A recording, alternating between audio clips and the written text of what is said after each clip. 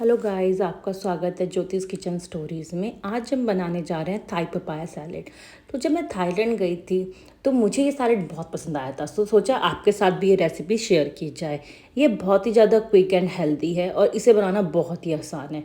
चलो चलते हैं इसके प्रोसेस में। तो मैंने यहाँ पर एक गाजर ले ली है, 3-4 लहसुन की कलियाँ ले ली है और आधा कच्चा पपीता ले लिया है। तो यहाँ पर हमें कच्चा पपीता ही यूज़ करना है।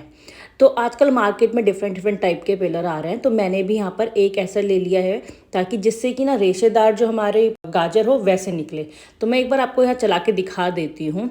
तो जैसे ही आप इसको यूज़ करेंगे तो आप देखेंगे कि कैरेट के कैसे जूलियंस बन के तैयार हो गए हैं।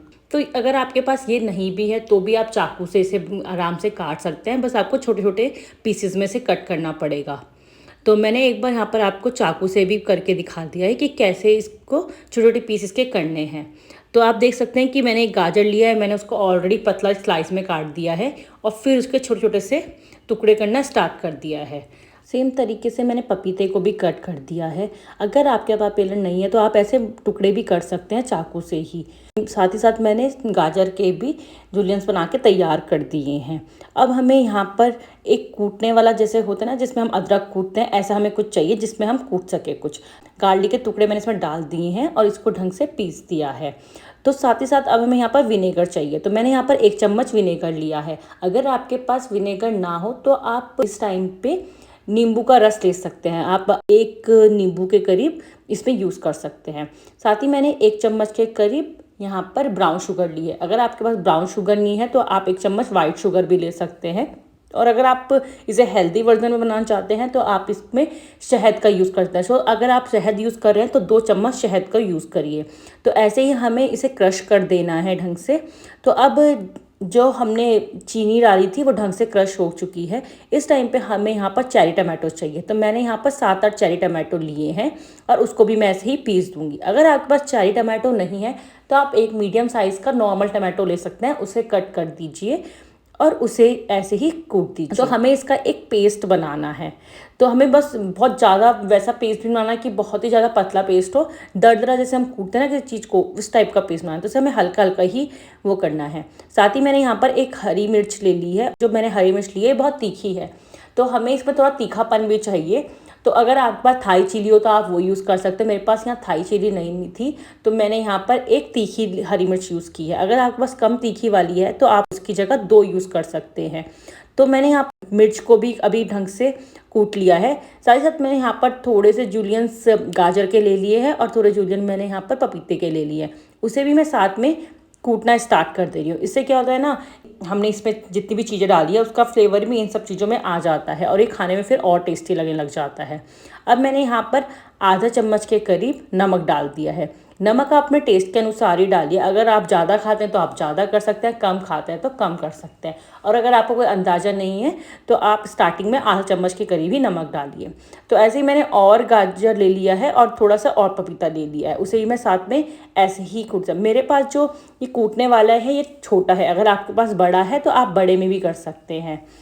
तो मैंने यहाँ सारे जूलियंस को नहीं कूटा है, बस थोड़े से ही मैंने पपीता लिया था और थोड़ा ही मैंने गाजर लिया था, सिर्फ उनको ही कूटा है।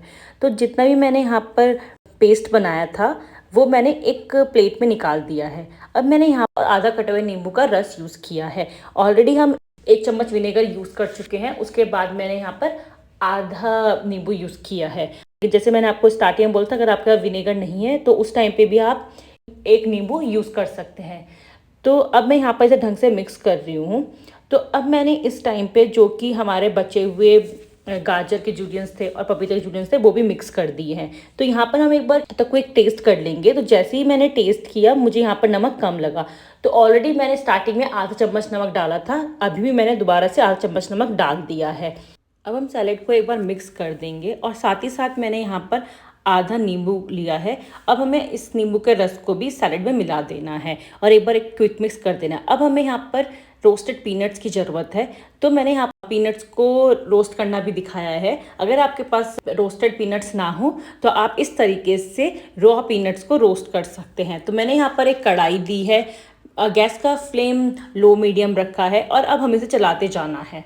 तो 3-4 मिनट के लिए हमें इससे लगातार ऐसे ही चलाते जाना है। और 3-4 मिनट बाद आप देखेंगे कि जो पीनट्स का कलर है वो चेंज होने लग गया है।